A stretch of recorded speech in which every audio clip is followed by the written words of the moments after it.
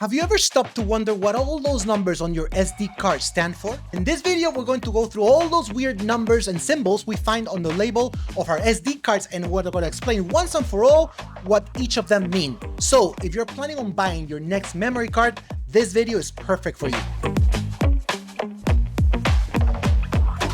First, let's start with the most obvious number, the big one, the number that stands out the most. That's your storage capacity.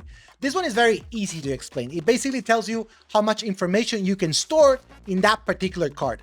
Usually cards come in 32, 64, 128, 256, and 512 gigabytes of storage. If your card has between 2 and 32 gigabytes of storage, you have an SDHC, the HC standing for high capacity. The ones that go from 32 gigabytes to 2 terabytes are SDXC, the XC standing for extended capacity.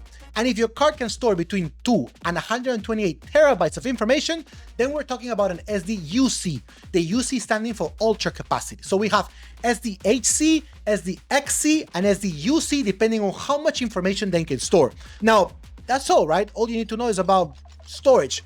Well, not quite. You see, when you're shooting photos, or videos for that matter, more important than just storing information is how fast you can store that information.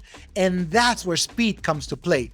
Back in the day, people would always talk about class 10 cards and how important it was to have a class 10 over a class 4 or anything lower and blah, blah, blah, blah, blah. But what exactly did that mean? Well, the class of your card basically tells you how fast you can write information into that card. It is a little number inside a circle you can find on the card's label. For us photographers, what that really means is how long will it take the camera to store an image into the memory card. You see, the camera takes the photo, but then that photo has to be transferred into the memory card. If you're just shooting a single image, then you're fine, no problem, no big deal.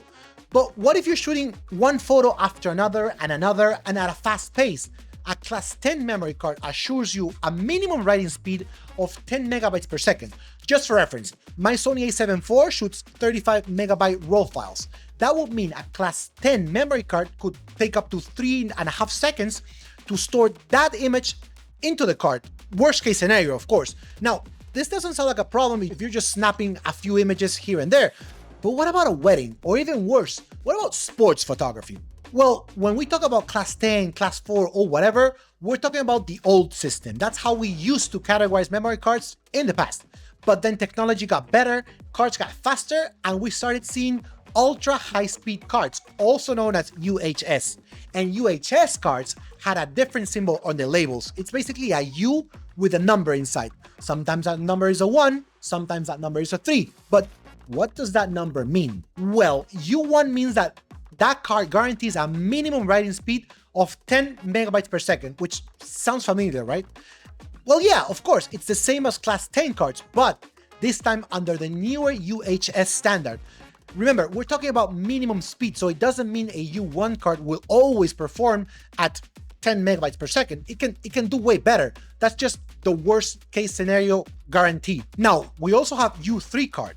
A U3 UHS card, again, UHS standing for ultra high speed, guarantees a minimum writing speed of 30 megabytes per second. Again, minimum. In my case, that would mean my Sony a7 IV could, worst case scenario, store one RAW file every second into the card, which is way better if you're gonna shoot multiple images back to back, or even better if you're shooting bursts, maybe covering sports or shooting fast action. All right, so we're done with the numbers, right? No.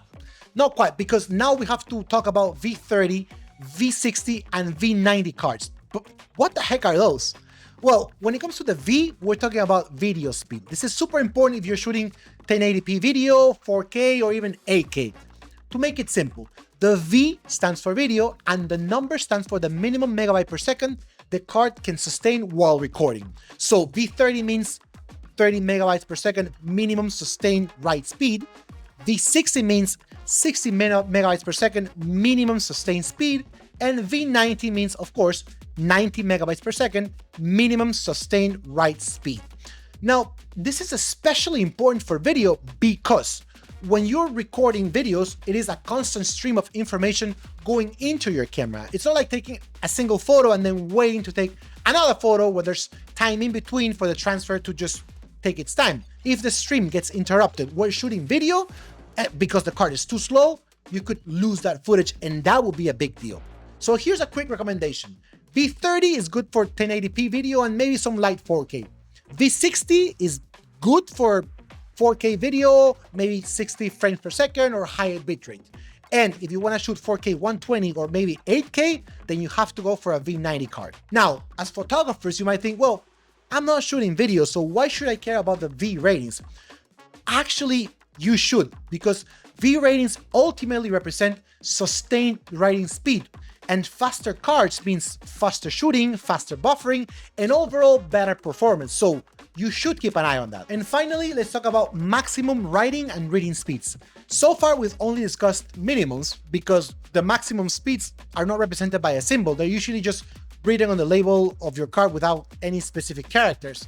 So if your card says 280 megabytes per second W, that means it has a maximum potential writing speed of 280 megabytes per second. If it says 280 megabytes per second R, that means it has a maximum reading speed of 280 megabytes per second. Now, you might think, reading speed, who cares about that?